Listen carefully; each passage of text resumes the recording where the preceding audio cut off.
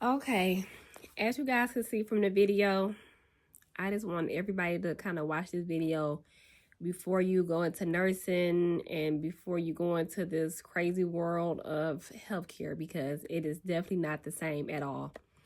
And I feel like nursing school does not prepare you to get into this crazy part in healthcare now. First of all, I am in my bed. This scrub top is clean. I'm leaving out for work literally in a few minutes, but this has been on my chest so much, and I just want to get it out there to help somebody, But I have been an LPN for about 3 years, and this is all just based off my experience. An LPN is a good stepping stone. If you want to become RN, BSN, MP, doctor, LPN gets your foot wet. It gives you a preview before you get in too deep, with this nursing career stuff. It gives you a little sneak peek about what goes on behind the closed doors, and it wakes you up a lot. So I'm happy I chose this route, because if I didn't, I would have went to school for about 4 to 6 years for my RN or BSN. Nursing school does not teach you anything about what goes on in the real world of nursing, especially as of today. We see on the news they're taking nurses to jail for neglect. They're skipping the board of nursing. They're not asking any questions. Supervisors doesn't have your back. DONs doesn't have your back. They're looking for you to make a mistake as soon as they hire you. They're harassing you. They're threatening you. It's not fun at all anymore. And nursing was never like fun in that matter, but you should love your workplace, and you should love the people you work with, and love your employees and love the environment you're in. That plays a big role in nursing to me. So number one, nursing school does not get you prepared at all for what's going on out here in this real world. You learn what you learn once you're at a job, and that's just how it is. Secondly, LPNs, we can work in hospitals. We can work at different places besides, a skilled nursing facility or assisted living facility. But from my experience, we're already in depth for paying off our schooling from the LPN program. So the first thing that was on my mind was, I need a job that's going to pay me a nice amount of money so I can start getting this debt off my name and start paying some of this stuff off, because I was not able to do it when I was in nursing school. So, yes, I got accepted to the nursing positions, but the rate was so low. I was like, oh, I cannot do that as of right now. So my first mind was, okay, well, let me go to the skill facility. Now, skill facility is good because it does teaches you and keeps you up on your skills as an LPN. Skill facilities give you everything that we do kind of learn about in LPN school. I can say that. Skills as in working with trach patients, working with, Foley catheters, IVs, just a lot of skills you learn throughout nursing school. If you want to keep up with your skills, skilled nursing is where you want to go. But keep in mind, skill facilities screams, I want to snatch your license right away. So as a new nurse working in a skill facility, you have to be very careful, and you have to make sure you understand what is going on and how to go about anything that you're unsure of, or else you would get through underneath the bus very quickly because you are new. Another kind about skill is, which is everywhere, not just skill, but skill specifically, short staff and such an overload of work. I personally am a night shift nurse.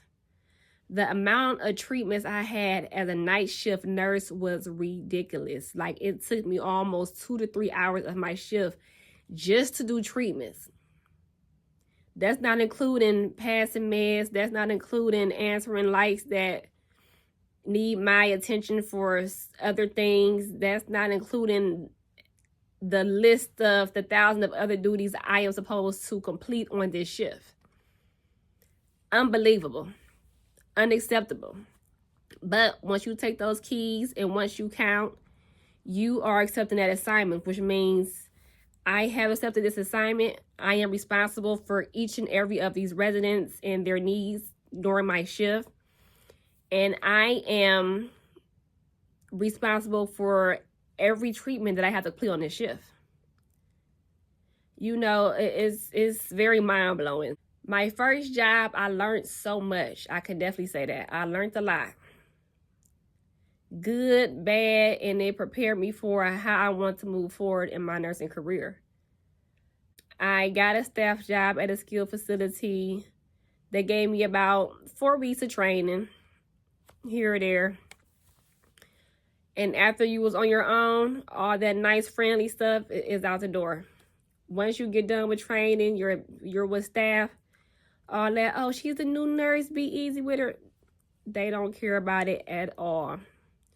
Supervisor doesn't have your back. DONs doesn't have your back. It's every man for themselves. It's a dog-eat-dog world out there. Trust me, it is. These people don't care about anything but their company and their name.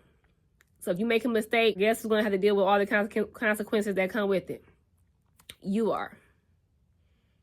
Because they will go back into them charts and see, oh, what you charted, what you completed, what you said you completed, and what you told them.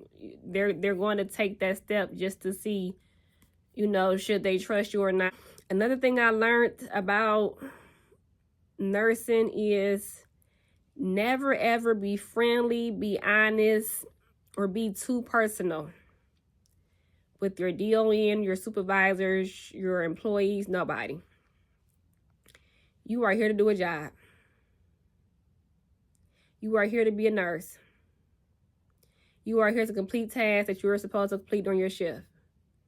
Do not get personal with anybody, because at the end of the day, you cannot trust them at all. You can't. You cannot trust them. So never ever get personal. Never let them get too comfortable with you saying yes to things, because as soon as you say no, they are going to make your life a living hell. Yes, they are. I used to be the first person they called to pick up shifts because they knew I was going to say yes. They knew I was available. They knew I was right there by my phone. They knew I would answer. Soon as one time I couldn't pick up a shift, they was just like, what do you mean you can't? They was just so baffled that I said, no, I can't today, and I don't want to today. I'm tired. I've been picking up for weeks straight. No, I don't want to today. Once you say no, they are on your heels, trust me. And that's not even just to picking up a shift. One time I didn't want to accept the assignment because we were so short. I know my haul. So when they gave me a haul and a half because the nurse didn't show up, I said, no, I cannot do this. She said, what you mean she said, what you mean you can't do this? I said, I cannot complete this assignment safely with all these residents and just one of me. I can't do it. So when I refused those keys, you guys, and the supervisor had to work that half a haul until another nurse came in around 11 o'clock, because I do 12-hour shifts, so it's 7 to 7. She mean-mugged me so hard the remainder of the shift. I just felt her eyes burning a hole through my scrub jacket. That's how hard I just seen her side eye me. Like, what do she mean she can't take these keys? Who is she to say she can't take an assignment? You a new nurse. You can't say no to me. That's pretty much what she probably wanted to say to me, but she didn't. Don't do things you don't want to do.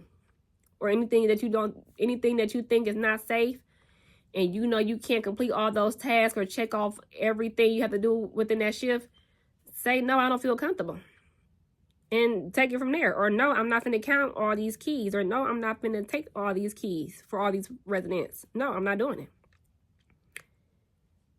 And you have every right to walk away. You haven't counted and you don't have any keys in your hand. I'm going to turn around. If it doesn't make sense, I'm going to turn around. I'd rather turn around and get fired than accept all those keys and be responsible for all these residents, and then something happens. Now they're calling the board on you because you said you did something, you didn't do it, or you forgot to do it, or you couldn't get to it. They don't want to hear that. Cover your license and yourself all the time. So that goes into overworked and underpaid, because everywhere is short staff now. Nurses are tired. Ever since COVID, we are not accepting the bare minimum anymore at all. Once we found out we was worth so much more and we was working for so much less, people quit.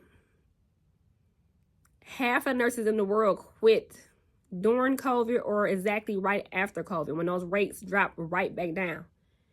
They said, absolutely not. I'm worth so much more. Like, we're saving lives here. How is people missing that memo? We're saving lives. Our job is very important. And for y'all to treat us like crap, give us pizza parties, give us pens, give us cups, give us the bare minimum rate, we have to pay for health insurance. Are you serious? When you mess up as a nurse, I feel like, okay, verbally give me a verbal correction.